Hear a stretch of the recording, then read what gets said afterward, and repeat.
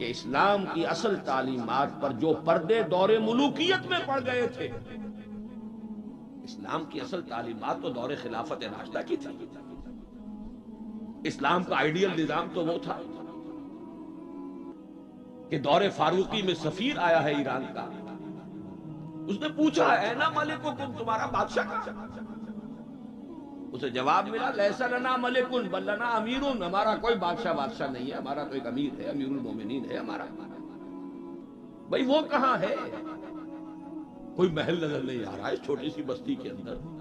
وہ ہمارے فاروق رہتا کہاں ہے جس کے نام سے تھرا رہے ہیں شہنشاہوں کے ایوان، لرزہ طاری ہے جس کے نام سے، رہتا کہاں ہے؟ بتایا گیا کہ بیت المال کے کچھ اونٹ گم ہو گئے تھے، ہمارا وہ خلیفہ ان کو تلاش کرنے باہر گیا. وہ کسی کو ساتھ لے کر گیا ہوگا کہ پہچان تو سکے. تو دیکھا کہ تھک گئے تھے حضرت عمر فاروق، صبح سے تلاش میں تھے، اونٹ نہیں ملے، تھک گئے، دھوپ تیز ہو گئی، تو ایک جھاڑی کے ذرا سائے میں استراحت فرما رہے ہیں، اپنا کوڑا اپنے سر کے نیچے رکھ. اس نے وہاں کھڑے ہو کر کہا اے عمر، تم انصاف کرتے ہو لہذا تمہیں کوئی خوف نہیں. ہمارے بادشاہ ظلم کرتے ہیں، ان کی جان کانپتی رہتی ہے، اونچی اونچی فصیلوں کے پیچھے بھی وہ لرزتے رہتے ہیں، انہیں باڈی گارڈز کی ضرورت ہے، ان کے لیے تو طرح طرح کی حفاظتوں کا سامنا. یہ تھا نظام جو محمد عربی نے دیا صلی اللہ علیہ وسلم. دور ملوکیت میں تو پھر وہی ایوان سجے، وہی محل بنے، وہی چہیتی بیویوں کے لیے کروڑوں روپے کے مقبرے تعمیر ہوئے، محل بنے. جا کر دیکھ لیجیے الحمرا، دیکھ لیجیے جا کر محل. اب وہ محل ہے لا یرا الا مساکنہم، وہ مسکن اور محل نظر آ رہے ہیں، ان میں رہ بسنے والوں کا نام و نشان مٹ گئے. لیکن یہ کہ دور بنو امیہ میں تو پھر بھی ابھی اس طرح کے محل نہیں بنے تھے. دور بنو عباس میں آ کر تو ملوکیت جو ہے اپنی پوری شدت کے ساتھ اور پوری تمام شان و شوکت کے ساتھ دوبارہ جو ہے ظاہر ہوئی.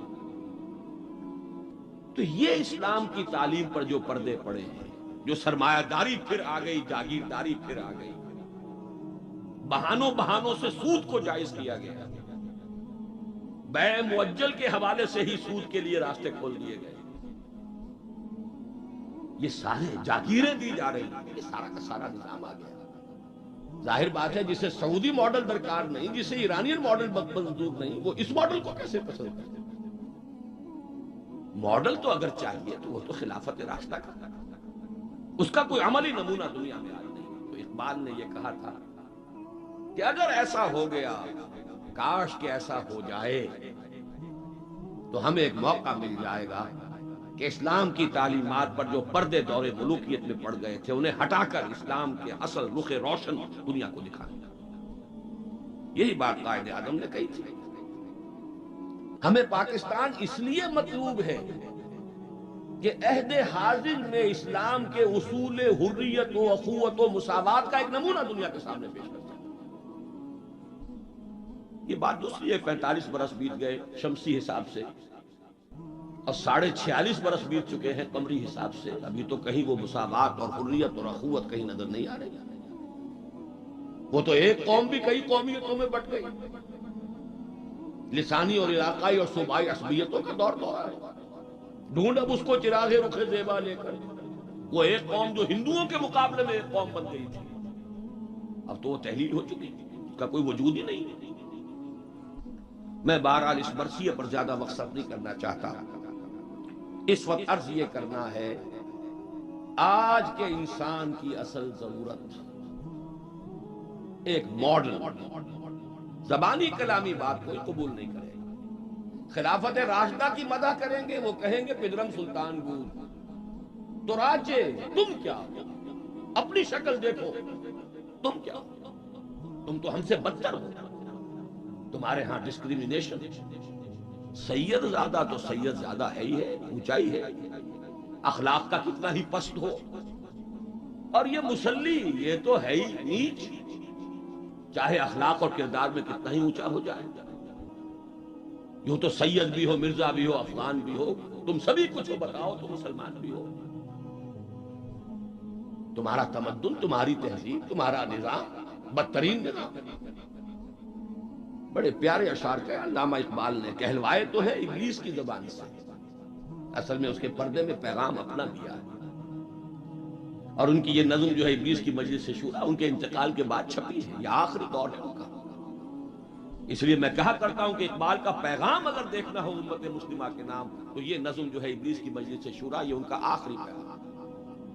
یہ ظاہر بات ہے کہ وہ کہ نبی تو نہیں تھے معاذ اللہ، عام انسان تھے، ذہنی ارتقاء کے مختلف مراحل سے گزرے، تو ان کا ارتقاء جہاں تک ہوا ہے اس کی آخری صورت جو ہے وہ نظم ہے کہ جو ارمغان حجاز میں شامل ہے۔ جانتا ہوں میں یہ امت حامل قرآن نہیں، ہے وہی سرمایہ داری بندہ مومن کا دین۔ جانتا ہوں میں کہ مشرق کی اندھیری رات میں بے ید بیضا ہے پیران حرم کی آستی۔ عصر حاضر کے تقاضاؤں سے ہے لیکن یہ خوف، یہ ابلیس کہہ رہا ہے، عصر حاضر کے تقاضاؤں سے ہے لیکن یہ خوف، ہو نہ جائے آشکارا شرع پیغمبر کہیں۔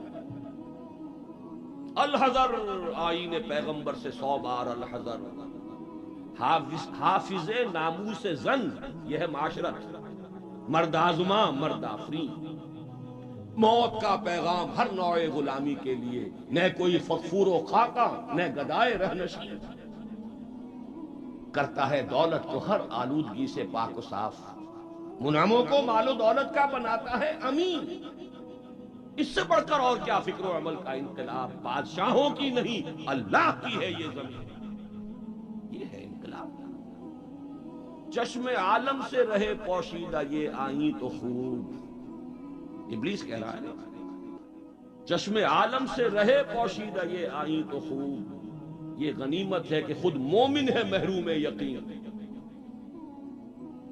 یہ ماڈل آج کے انسان کی اصل ضرورت ہے۔ اب میں آپ کو بتاتا ہوں نبی اکرم صلی اللہ علیہ وسلم نے یہ ماڈل دیا کہ نہیں؟ حضور صلی اللہ علیہ وسلم کا یہ ماڈل آج دنیا کا ہر باشعور انسان یہ ماننے پر مجبور ہے کہ آئیڈیل ماڈل، بدترین دشمنوں نے اقرار کیا۔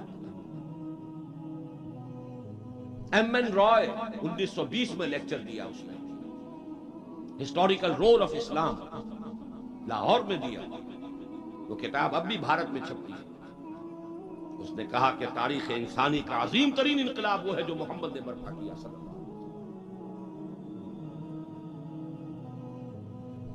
گاندھی نے 1937 میں جب پہلی مرتبہ ہندوستان میں انگریزوں نے ہمیں کچھ تھوڑی سی سیلف گورنمنٹ دینی شروع کی تھی، 35 کا ایکٹ جو ہے گورنمنٹ آف انڈیا ایکٹ 1935، اس کے نتیجے میں پھر الیکشنز ہوئے سن 36 میں، اور پھر وزارتیں بنی اور پورے ہندوستان میں کانگریس کی وزارت۔ ہریجن میں مقالہ لکھا گاندھی نے اور اپنے ان وزیروں کو کہا، ہدایت کی کہ ابو بکر اور عمر کے ماڈل کو سامنے رکھنا، میں تمہارے سامنے ابو بکر اور عمر کی مثال پیش کروں۔ مجھے ایک واقعہ اور یاد آیا ہے، یہ تو چیز چھپی ہوئی ہے، ہریجن کا مقالہ ہے، اس کو تو کوئی شخص ویریفائی کر سکتا ہے۔ ایک واقعہ جو ہے یہ ایک روایت ہے، میں جب پہلی مرتبہ حیدرآباد دکن گیا تھا، یہ آج سے کوئی 10 سال پہلے کی بات ہے، وہاں ایک مولانا ابوالکلام آزاد انسٹیٹیوٹ ہے، اس میں میری ایک تقریر تھی، کھچا کھچ بھرا ہوا ہال۔ ایک صاحب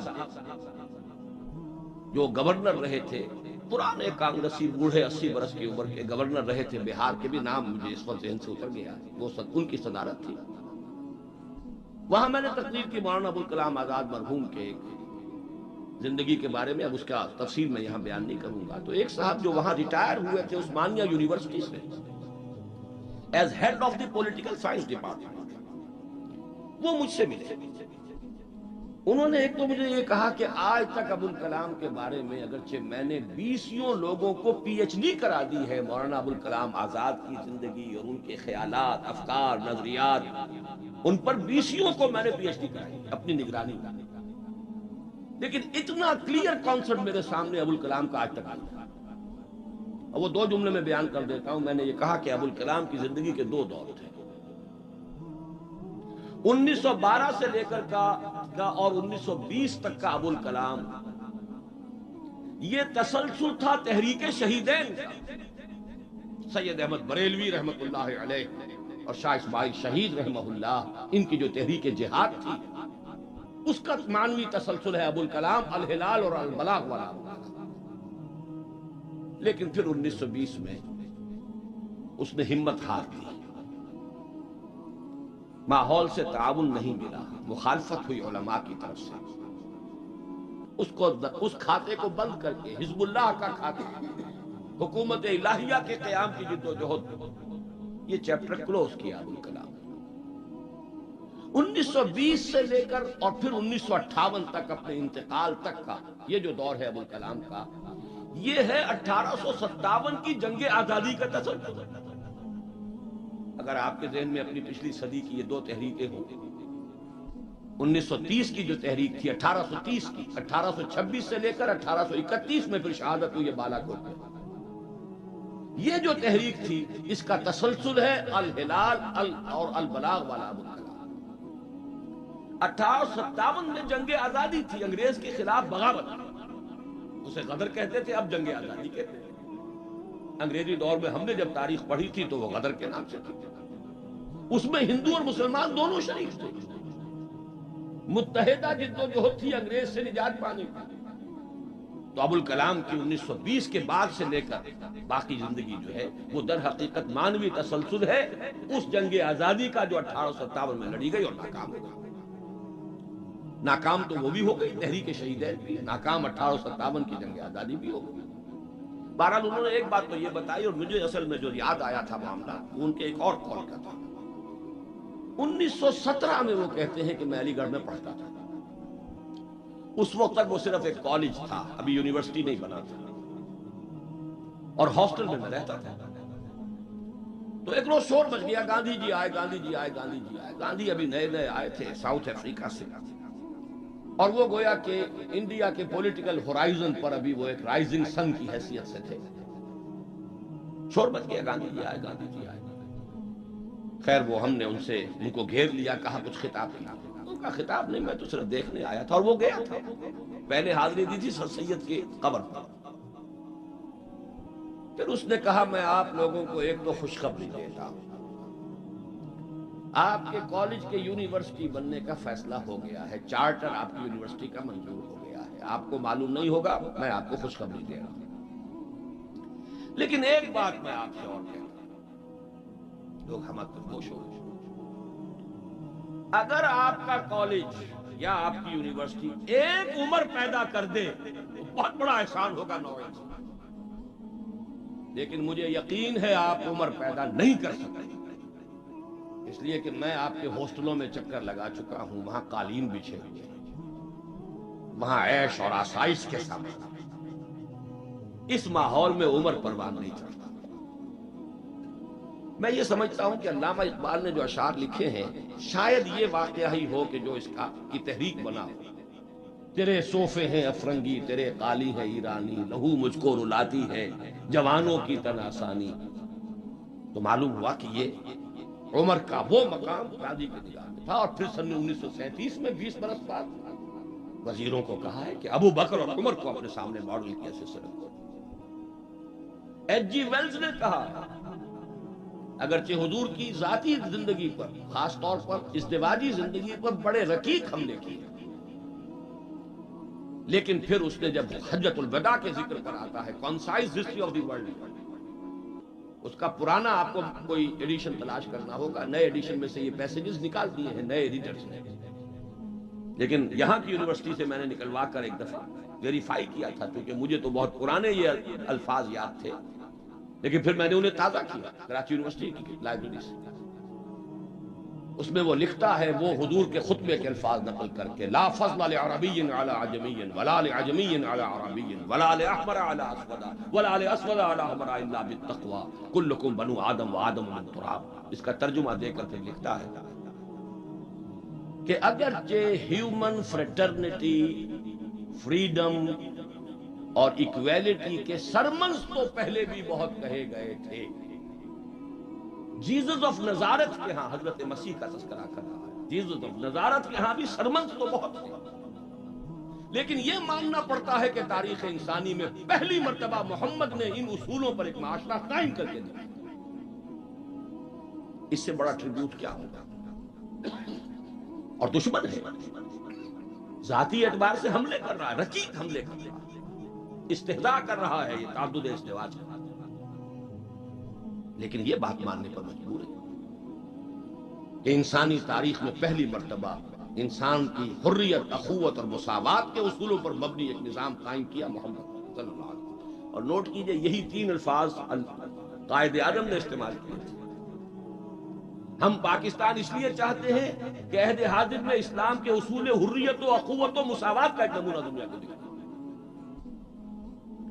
اسی طرح پھر ڈاکٹر مائیکل ہارٹ کی D100 مشہور کتاب ہے. بہرحال یہ ماڈل، یہ رحمت محمد الرسول اللہ صلی اللہ علیہ وسلم انسان کو عطا کر چکے ہیں، اور اپنے تو بہرحال مدح کریں گے ہی. اپنوں کی تو آنکھ محبت اور عقیدت کی آنکھ ہے، لیکن میں نے یہ گواہیاں دی ہیں اغیار کی، دشمنوں. اب آئیے دوسری آیت کی. لقد کان لکم فی رسول اللہ اسوۃ حسنہ. یہاں خطاب ہو رہا ہے تمہارے لیے اللہ کے رسول کی زندگی میں، اللہ کے رسول کی شخصیت میں ایک عمدہ نمونہ ہے. پہلے تو غور کیجئے لکم سے مراد کیا ہے. یہاں خطاب مسلمانوں سے ہے، یہاں پوری نوع انسانی سے نہیں ہے. یہ فرق ہے، نوٹ کرو.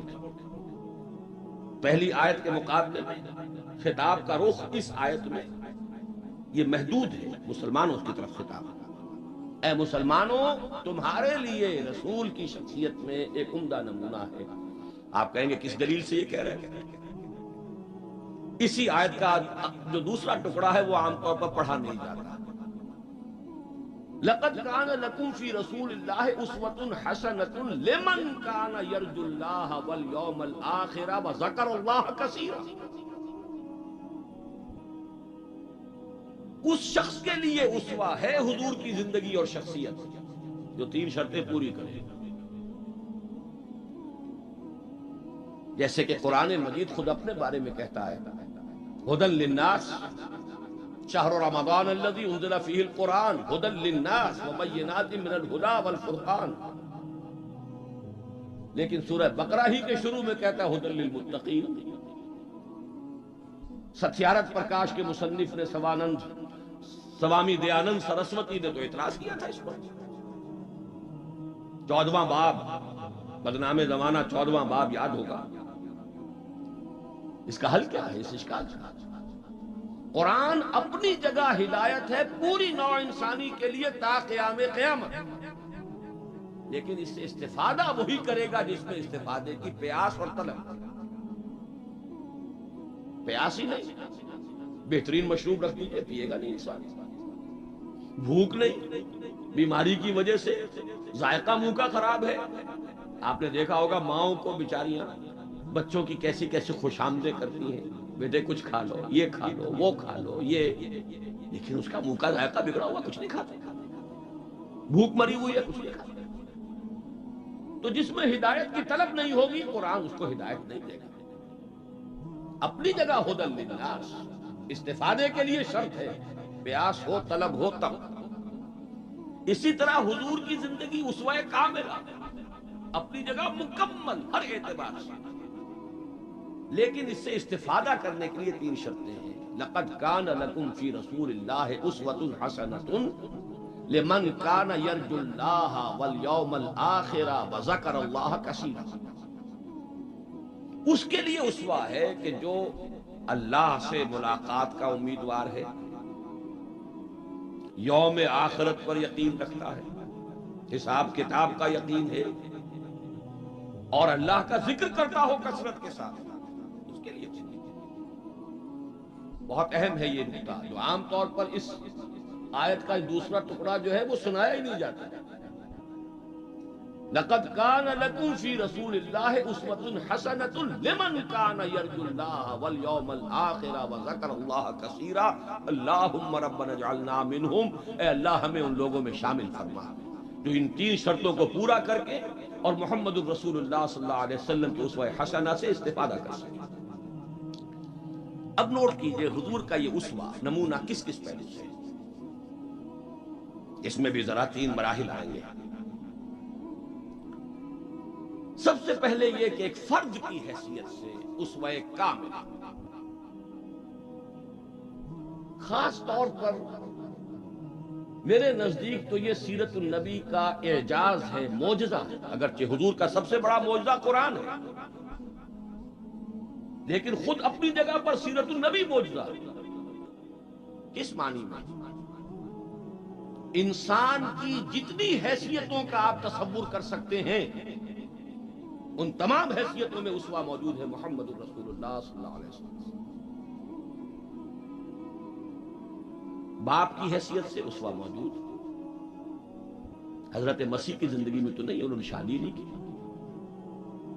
شوہر کی حیثیت سے اسوہ موجود، خسر کی حیثیت سے اسوہ موجود، حضرت علی کے خسر ہیں کہ نہیں، حضرت عثمان کے خسر ہیں یا نہیں۔ داماد کی حیثیت سے اسوہ موجود، حضرت ابوبکر حضرت عمر کے داماد ہیں کہ نہیں۔ پھر ذرا غور کیجئے، داعی کی حیثیت سے اسوہ، مبلغ کی حیثیت سے اسوہ، معلم کی حیثیت سے اسوہ، مربی اور مزکی کی حیثیت سے اسوہ، امام مسجد کے اعتبار سے اسوہ، خطیب مسجد کے اعتبار سے اسوہ، پھر میدان جنگ میں سپہ سالار کی حیثیت سے اسوہ، قاضی القضات کی حیثیت سے اسوہ، اور صدر مملکت کی حیثیت سے اسوہ۔ کون سی زندگی کا گوشہ ہے؟ اتنی گمبھیر زندگی کا واقعہ یہ ہے کہ کوئی اور دنیا میں مثال آپ نہیں دے سکتے، اتنی جامع زندگی۔ یہی بات ہے جو ڈاکٹر مائیکل ہارٹ نے تو یہی بات تو کہی ہے، He is the only person supremely successful in both the religious and secular fields۔ باقی عظیم شخصیتیں ایسی ہیں یا مذہب و اخلاق اور روحانیت کے میدان میں بلند نظر آئیں گی تو دنیا اور سیاست اور مملکت اور ریاست اور سپہ سالاری میں زیرو۔ گوتم بدھ کا ادھر اونچا مقام ہے، ادھر زیرو۔ حضرت مسیح کا ادھر اونچا مقام، ادھر زیرو۔ حضرت مسیح ابھی آئیں گے، دوسرا میدان بھی، اس میں بھی ان کی جولانیاں ہوں گی، لیکن اس وقت تک دنیا جس مسیح سے واقف ہے ان کی زندگی میں تو دوسرا کھاتا ہی نہیں، کھانا کھلا ہی نہیں۔ اور ادھر آئیے سکندر اعظم کہاں میکڈونیا سے چلا ہے اور بیاس تک پہنچ گیا ہے 3 سال کے اندر، لیکن روحانیت اور مذہب اور اخلاق کے معاملے میں زیرو سے کام نہیں چلتا، کوئی مائنس ویلیو لانی پڑے گی۔ اسی طرح اٹیلا، اسی طرح چنگیز خان، ایک ہی شخصیت ہے، the only person supremely successful in both the fields.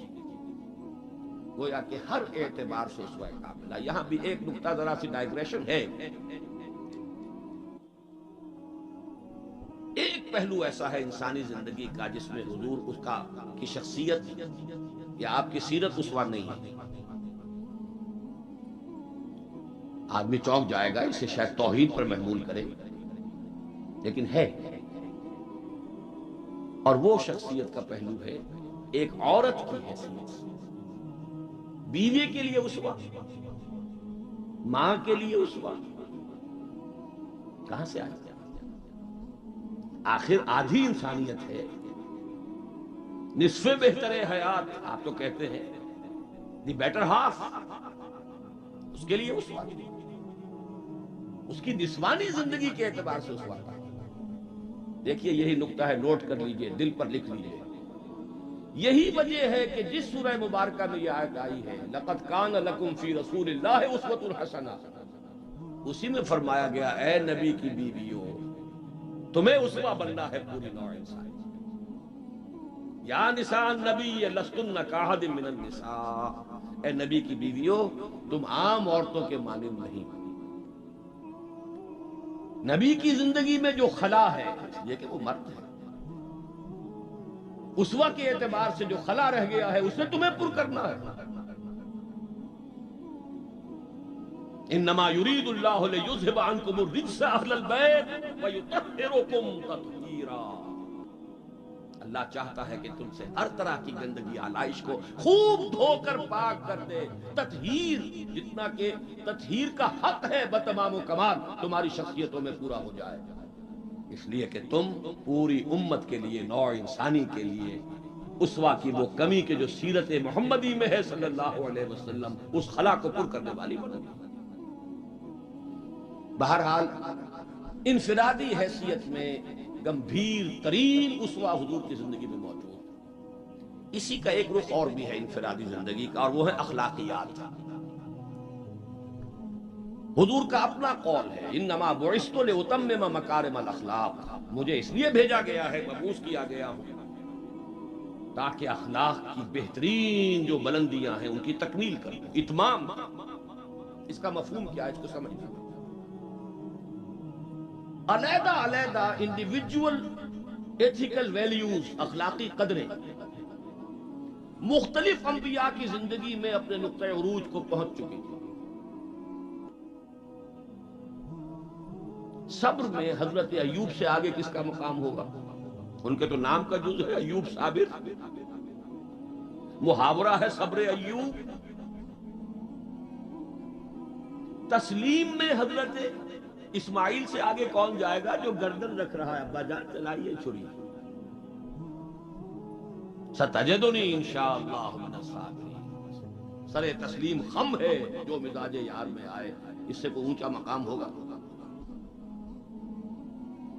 استقامت میں حضرت نوح سے آگے کوئی جا سکتا ہے؟ 950 برس کس پر آئے؟ 950 برس. فَلَبِثَ فِيهِمْ أَلْفَ سَنَةٍ إِلَّا 50 عَامًا. دعوت اور تبلیغ میں استقامت سے اس سے آگے تو کوئی مقام ممکن نہیں. غیرت اور حمیت اور جلال دین کے لیے حضرت موسیٰ سے آگے کون جائے؟ زہد اور لذات دنیا سے کنارہ کشی میں حضرت مسیح اور حضرت یحییٰ سے آگے کون سا مقام ہے؟ اب کمی کون سی تھی؟ یہ ہے بات سوچنے کی. پھر اتمام کس کا کیا ہوا؟ یہ اتمام ہے جامعیت کا اتمام. ان تمام اقدار کو جمع کر کے ایک بہترین گلدستہ توازن، اعتدال کے ساتھ ان سب کو ایک شخصیت میں جمع کر دینا، یہ ہے وہ اتمامی اور تکمیلی شان جو محمد الرسول اللہ صلی اللہ علیہ وسلم کی ہے اس میدان میں. زہد بھی ہے لیکن ازواج مطہرات بھی ہے، نکاح بھی ہے. وہ زہد نہیں ہے کہ جو رہبانیت والا تھا.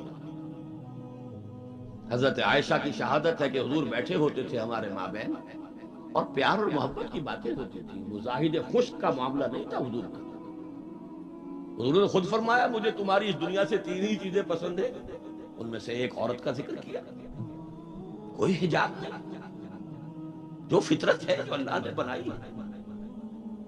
بھرپور آئلی زندگی پسند کی، بہت محبت کرنے والے اور محبت دینے والے شوق سے محبت کرنے. لیکن جیسے ہی اذان کی آواز آتی تھی ایسے اٹھ کر چلے جاتے تھے کہ جیسے ہم سے کوئی تعلق ہی نہیں، سروکار ہی نہیں، ہم سے واقف ہی نہیں کہ ہم کون. یہ ہے وہ درمیان قار دریا تختہ بندم کر دئی باز بھی گوئی کے دامن تر مکن ہوشیار باش. اچھا دیکھیے یاد آ گیا ہے، آپ کی بھی طبیعت اس وقت جو ہے میں تو دیکھ رہا ہوں آمادگی ہے، وقت کچھ زیادہ بھی صرف ہو جائے تو کوئی حرج نہیں. رجم کا ایک واقعہ ہو رہا ہے حضرت مسیح کی زندگی میں. وہ میری مگدلین پڑھا ہوگا آپ نے، زانیہ تھی، جرم ثابت ہو گیا، اسے رجم کرنے کے لیے لے کے جا رہے تھے. شور مچا ہوا تھا، حضرت مسیح بھی گزر رہے تھے. کیا معاملہ ہے؟ یہ ہے. فرمایا ٹھیک ہے چلو، خود بھی چلے.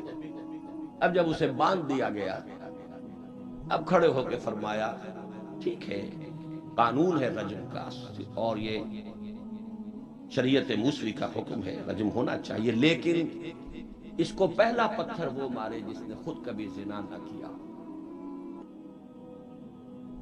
میں کہتا ہوں حیرت ناک بات ہے یہ کہ اتنی شرافت ان لوگوں میں تھی کہ ایک ایک جو ہے وہاں سے کھسکنا شروع ہو گیا، مجمع چھٹ گیا. یہ ایک رخ ہے زندگی کا. حضور کی شخصیت میں اب آپ کو دو رخ جمع ملے.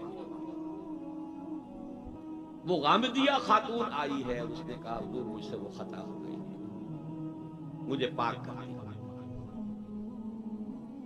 حضور نے پوچھا کہ کہیں حمل تو نہیں ہے؟ جی حمل بھی ہے. تو جاؤ، جرم تمہارا ہے، اس جان کا کیا جرم ہے جو تمہارے پیٹ میں ہے؟ وضع حمل کے بعد اب آئی ہے وہ وضع حمل کے بعد، بچہ گود میں ہے. حضور وہ مرحلہ طے ہو گیا، مجھے پاک کر دیجئے، رجم کر دیجئے، میں پاک ہو جاؤں، دنیا کی سزا میں بھگت لوں گی، آخرت میں اللہ مجھے بخشے. فرمایا ابھی تو اس بچے کی زندگی تمہارے ساتھ وابستہ ہے، جاؤ دودھ پلاؤ. کچھ دنوں کے بعد پھر آئی ہے، بچے کے ہاتھ میں روٹی کا ٹکڑا ہے، کھا رہا ہے. فرمایا ہاں ٹھیک ہے، لے جاؤ اس کو رجم کر دو، اللہ کا حکم ہے. لا تاخذکم رأفۃ فی دین اللہ ولا تاخذکم بہما رأفۃ فی دین اللہ. اللہ کا حکم ہے، کرنا ہوگا، چاہے اپنے سینے پر پتھر رکھنا پڑے، رجم کرنا ہوگا. لیکن جب رجم ہو گیا ہے، وہ خاتون جو ہے ان کا انتقال ہو گیا، کسی کی زبان سے نکل گیا کتنی بے حیا عورت تھی، حضور نے ڈانٹ دیا. نہیں، اس عورت نے وہ توبہ کی ہے کہ اگر تمام مدینے والوں پر تقسیم کر دی جائے تو سب کی نجات کا ذریعہ بن جائے. یہ تواضع ہے. حکم رب کا نفاذ بھی ہے، اس میں اپنی ذاتی شفقت کو آڑے نہیں آنے دینا ہے. لیکن یہ نہیں ہے کہ اس سے کوئی سوء ظن ہو. مریض سے دشمنی نہیں ہوتی، مرض سے دشمنی ہوتی. مریض سے تو ہمدردی ہوتی، اور اس نے تو وہ توبہ کی ہے. بہرحال انفرادی سطح پر میں نے ایک تو عرض کیا کہ اسوہ محمدی کی جامعیت کبریٰ. نمبر دو، اخلاقی میدان میں تکمیل، یعنی تمام جتنی اخلاقی اقدار ہیں بلند اور اعلیٰ، ان کا مجموعہ حسین گلدستہ جس میں ہر شے اپنے اپنے مقام پر صحیح توازن اور اعتدال کے ساتھ ہے. یہ ہے خاص معاملہ محمد الرسول اللہ صلی اللہ علیہ وسلم. دوسرا اسوہ حضور کا وہ میں بیان کر چکا ہوں، ایک ماڈل پیش کر دیا، نوع انسانی کے لیے ایک ماڈل. وہ نظام قائم کیا، کس نے کیا؟ محمد الرسول اللہ نے کیا صلی اللہ علیہ وسلم. اگرچہ یہ نوٹ کر لیجئے کہ اس ماڈل کا جو اصل ہے دور، وہ ہے دور فاروقی. یہاں بھی کہیں آپ یہ نہ کہیں توہین کر رہا، دور نبوی نہیں ہے اس کا ماڈل. کیوں؟ حضور کی حیات طیبہ میں تو ابھی انقلابی عمل جاری تھا، ریولوشنری پروسیس تھا اپنے پورے جوبن کے بعد. نظام قائم ہوا اور آپ کا انتقال ہو گیا، بلکہ آپ نے خود چوز کیا. اللہم فی الرفیق الاعلی، اے اللہ بس میرا کام پورا ہو گیا، اب میں مزید یہاں رہنے کو تیار نہیں. خود خطبہ دیا. بلکہ اسے اگر سوء ادب نہ سمجھا جائے تو میرے دل میں تو ایک بات ہے کہ اگر حضور کے قدموں میں اللہ نے پہنچا دیا میدان قیامت میں یا عالم آخرت میں، تو شکوہ کروں گا کہ حضور آپ نے جلدی کی.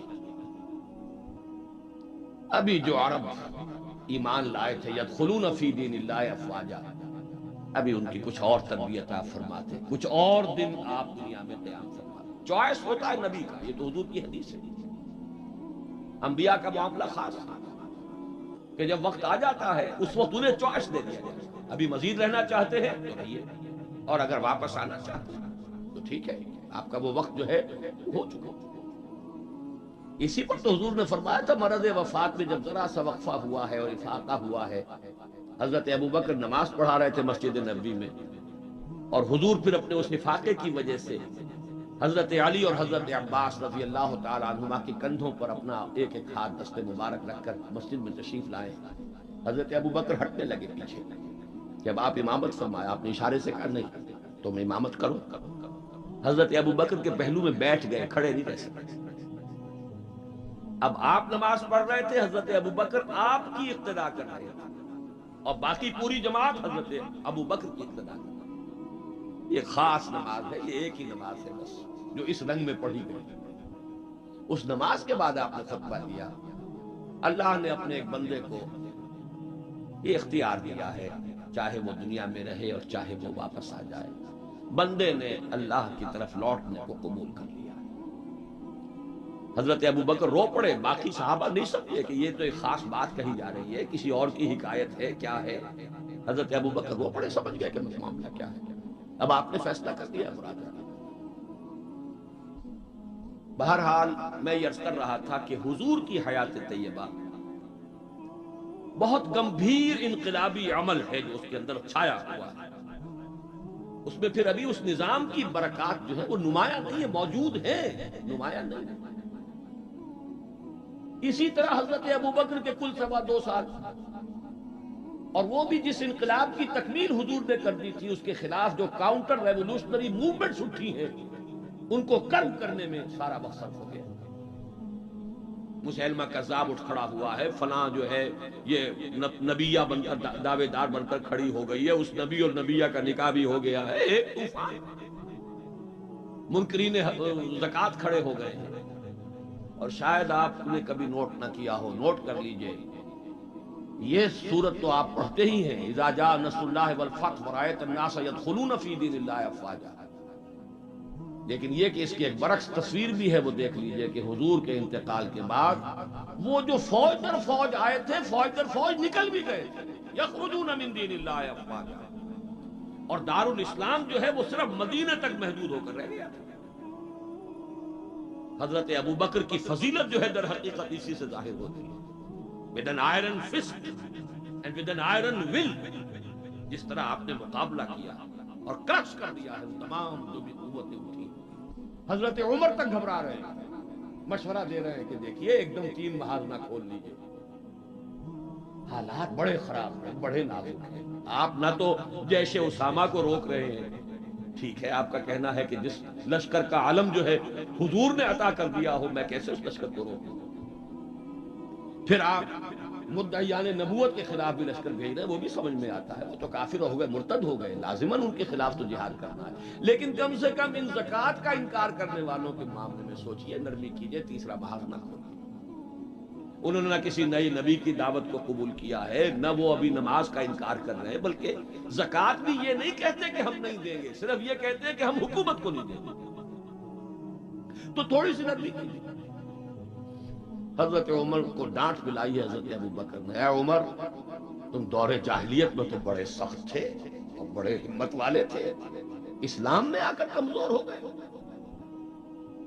اور پھر وہ تاریخی الفاظ کہے ہیں، ایبدل الدین وانا حی، کیا دین کے اندر ترمیم ہوگی جبکہ میں ابھی زندہ ہوں؟ میری زندگی میں دین میں ترمیم نہیں ہوگی، خدا کی قسم اگر کسی اور نے میرا ساتھ نہ دیا تنہا جاؤں گا اور ان مانعین زکوٰۃ سے جہاد کروں گا۔ یہ آئرن ول اور آئرن فسٹ، ابو بکر رقیق القلب نحیف الجثہ انسان۔ لہذا اس 2.25 سال میں بھی اصل جو برکات ہیں ان کا ظہور نہیں ہو پا رہا۔ اصل میں جسے انگریزی میں آپ کہتے ہیں للی ان بلوم، یہ گلاب کا پھول پوری طرح کھل کر جو سامنے آیا ہے، وہ دور فاروقی ہے رضی اللہ تعالی عنہ، اس کی وہ شانیں ہیں۔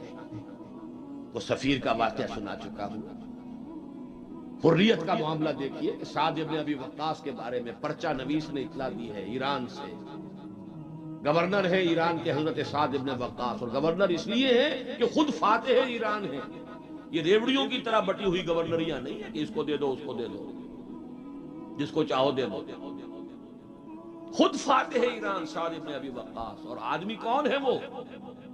ایک ہی انسان ہے جس کے بارے میں حضور نے فرمایا، اے سعد تم پر میرے ماں باپ قربان۔ غزوہ احد میں جب لرزہ کیا ہے کفار نے اور حضور کو شہید کرنے کے لیے سر توڑ کوشش کی، اس وقت تیر اندازی کر رہے تھے حضرت سعد ابن ابی وقاص رضی اللہ تعالی یکی از عشرہ مبشرہ۔ اس وقت حضور نے کہا تھا تیر چلائے جاؤ اے سعد، تم پر میرے ماں باپ قربان۔ وہ سعد ہے کہ پرچہ نویس نے اطلاع دی ہے کہ سعد نے اپنے گھر کے باہر ایک ڈیوڑی بنا لی ہے، دربان کھڑا کر دیا ہے، حضرت بلال کو بھیجا ہے، خط میں ڈانٹ دی ہے، لیکن بلال کو حکم تھا کہ پہلے جا کر ڈیوڑی کو آگ لگا دینا، پھر یہ خط دینا ساتھ کو۔ نے آگ لگائی ہے، پھر جا کر یہ خط دیا ہے. خط میں لکھا ہے سعد، لوگوں کو ان کی ماں نے آزاد جنا تھا، تم نے انہیں اپنا غلام کب سے بنا دیا. حریت کا اس سے اونچا تصور کوئی ہوگا؟ ایک عورت ٹوک رہی ہے، عمر جی محمد عورت تھی، یہ کیا تم نے حکم نافذ کیا کہ مہر اس سے زیادہ نہیں ہوگا؟ ہمارے جس حق پر اللہ نے کوئی حد نہیں لگائی، تم کون ہو جو حد لگانے والے؟ قرآن کی آیت ہے، بات ہے تم احداہن قنطارا، تم نے اگر اپنی کسی بیوی کو ڈھیروں دیا ہو سونا تب بھی واپس نہیں لے سکتے. جب قرآن نے ڈھیروں سونے تک کی اجازت دی ہے، تم کون ہوتے ہو اس کے اندر ترمیم کرنے والے؟ عمر وہی کہتے ہیں، آج ایک بڑھیا نے عمر کو دین سکھایا اور آرڈیننس واپس. حریت، احتساب، تنقید، مساوات، اگر یہ کچھ چڑیاؤں کے نام ہیں، ہمارے لیے تو یہ چڑیاں ہیں، ان کا ہے،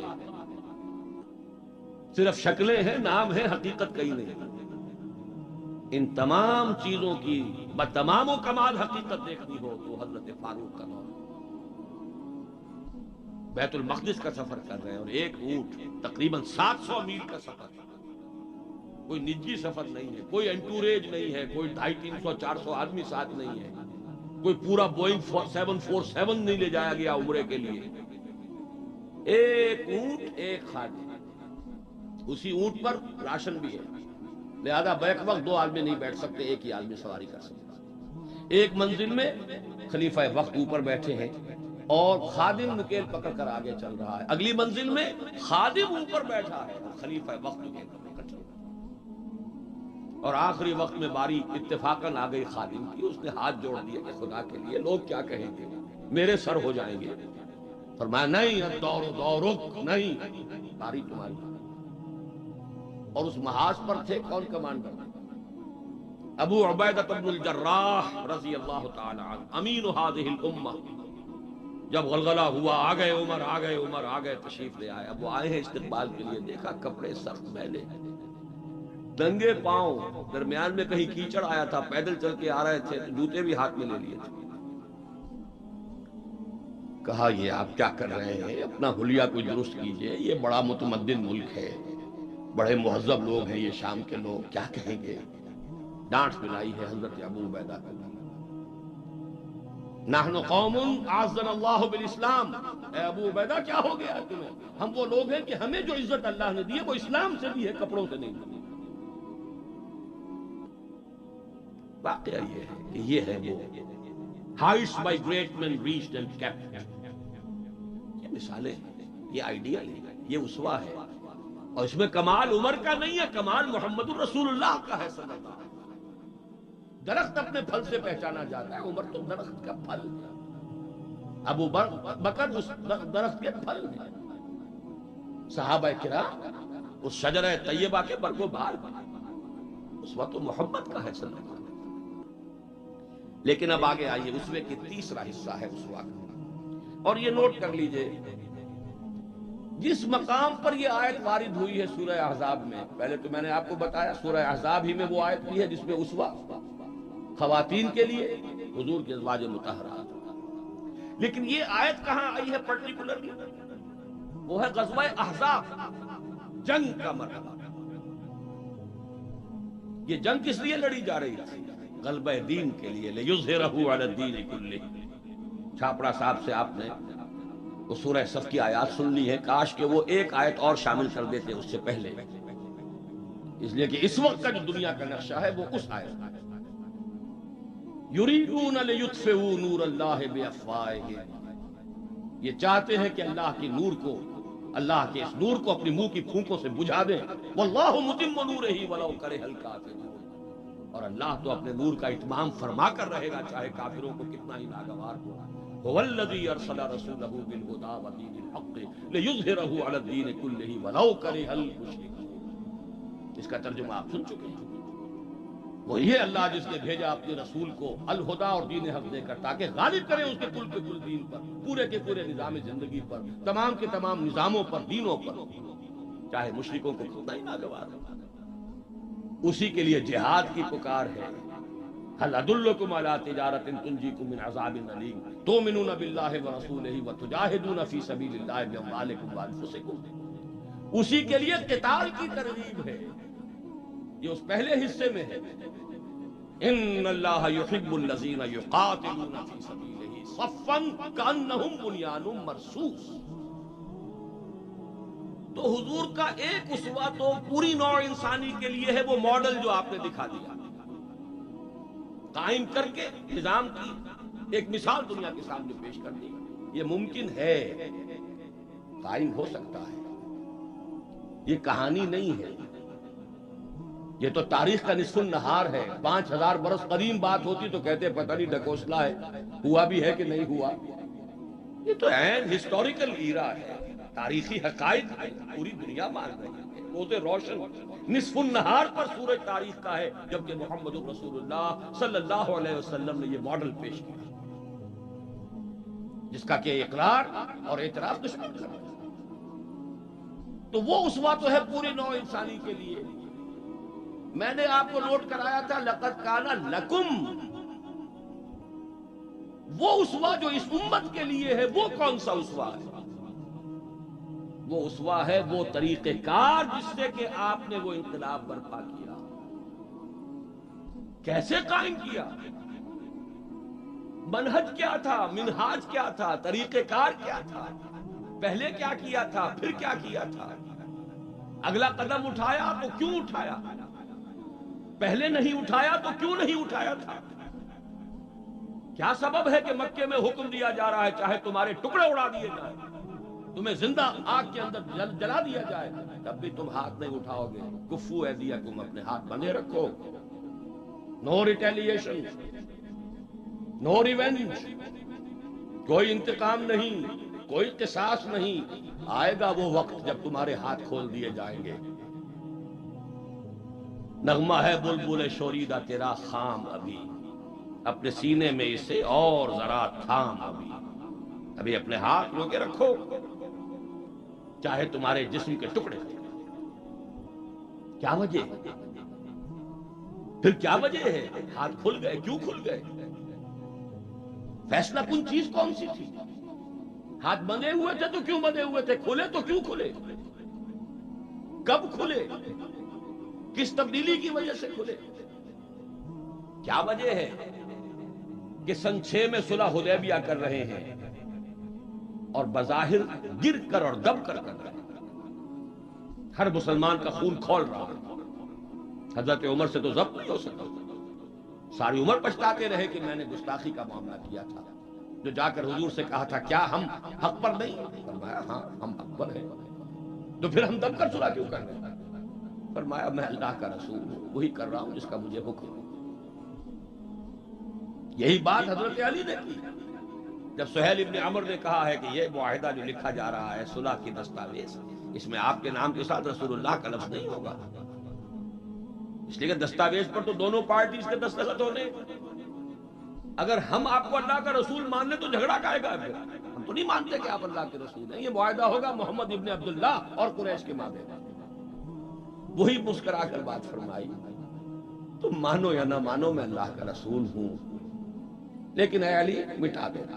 جو یہ کہہ رہا ہے مان کہ لکھ دو محمد ابن عبداللہ. عرض کیا حضور یہ میں نہیں کر سکتا. غیرت و حمیت حضرت عمر میں ہے، حضرت علی میں ہے، کوئی فرق نہیں. کچھ فرق نہیں ان چاروں میں. معلوم ہوا ہے کرنے ایک ہی سورج کی.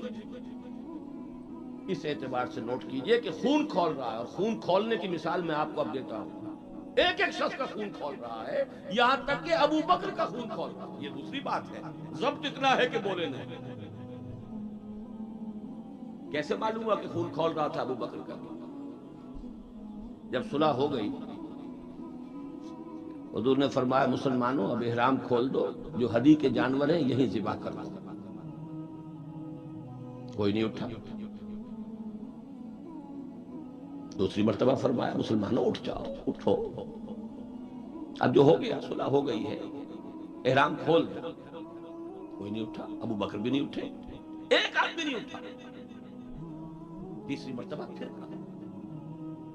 حیران ہو گئے یہ صحابہ کا یہ حضور کا حکم، اس کی ایک توجیہ ہے وہ میں بعد میں عرض کروں گا، لیکن پہلے واقعہ کیا اس کو سمجھیے۔ دل گرفتہ ہو کر حضور اپنے خیمے میں گئے، ناراض ہو کر، دل گرفتہ۔ حضرت ام سلمہ تھا ساتھ تھی رضی اللہ تعالیٰ، بڑی مدبر خاتون، بہت مدبر خاتون، جا کر کہا ہے کہ مسلمانوں کا یہ حال ہے سب کا، میں نے 3 مرتبہ کہا ہے کوئی نہیں اٹھ رہا۔ حضرت ام سلمہ نے مشورہ دیا، حضور آپ کسی سے کچھ کہیے نہیں، اپنا احرام کھول دیجیے، قربانی دیجیے۔ اب آئے ہیں، آ کر اپنا احرام کھول دیا، قربان، اب سب اٹھ گئے، سب نے قربانیاں دی۔ میرے ذہن میں اس کی تعبیر یہ ہے کہ لوگ منتظر تھے، اسے کہا جاتا ہے فلسفے میں حالت منتظرہ، پتہ نہیں حضور ہمارا امتحان تو نہیں لے رہے، یہ احرام کیسے کھول دیں بغیر عمرہ کیے، یہ کوئی اللہ اور اس کے رسول کی طرف سے ہماری غیرت و حمیت کا امتحان تو نہیں ہے۔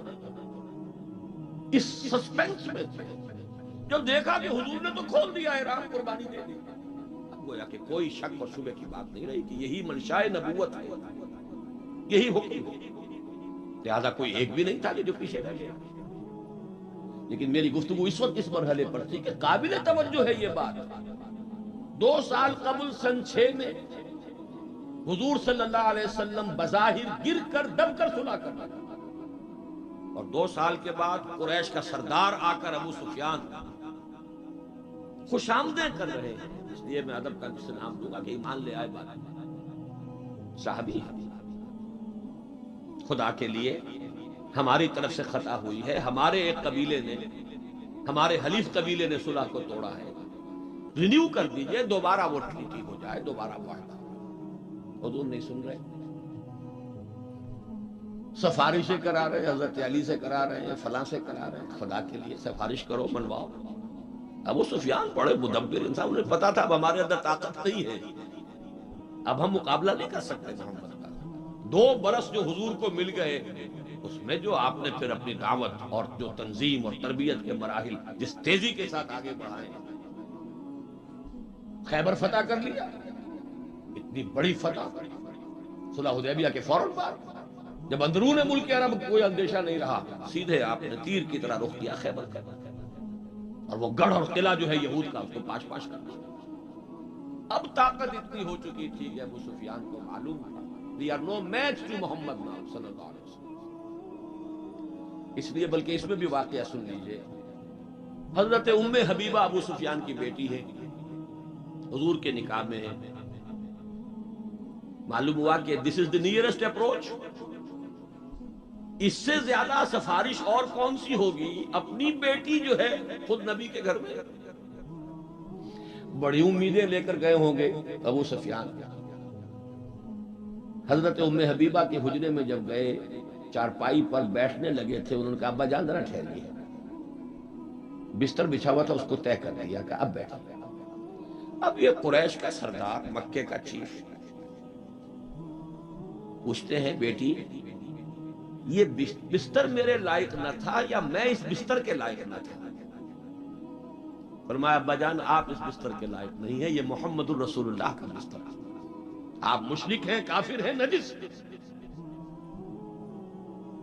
تو میں یہ کہا کرتا ہوں کہ کیا ان کو خیال رہا ہوگا کہ اب کیا سفارش کے لیے اس بیٹی سے کہے جن کا معاملہ، جس کا طرز عمل یہ ہے۔ رسول اللہ صلی اللہ علیہ وسلم سے میں نے پوچھا کون سا عمل افضل ہے؟ آپ صلی اللہ علیہ وسلم نے فرمایا نماز کو اس کے وقت پر پڑھنا۔ میں نے پوچھا اس کے بعد کون سا؟ فرمایا والدین کے ساتھ حسن سلوک کرنا۔ میں نے پوچھا پھر کون سا؟ فرمایا اللہ کی راہ میں جہاد کرنا۔ ہم اللہ کے نبی صلی اللہ علیہ وسلم کی خدمت میں حاضر ہوئے تو ایک آدمی آیا، وہ بظاہر بدوی دیہاتی تھا۔ کہنے لگا اے اللہ کے نبی، آپ اس شخص کے بارے میں کیا فرماتے ہیں جس نے وضو کے بعد اپنے ذکر کو ہاتھ لگا لیا ہو؟ تو آپ صلی اللہ علیہ وسلم نے فرمایا یہ اس کے جسم کا ایک ٹکڑا ہی تو ہے۔ نبی کریم صلی اللہ علیہ وسلم نے فرمایا کہ ایک شخص جسے یہ خیال ہوتا ہے کہ نماز میں کوئی چیز یعنی ہوا نکلتی محسوس ہوئی ہے، آپ صلی اللہ علیہ وسلم نے فرمایا کہ نماز سے نہ پھرے یا نہ مڑے جب تک آواز نہ سنے یا بو نہ پائے۔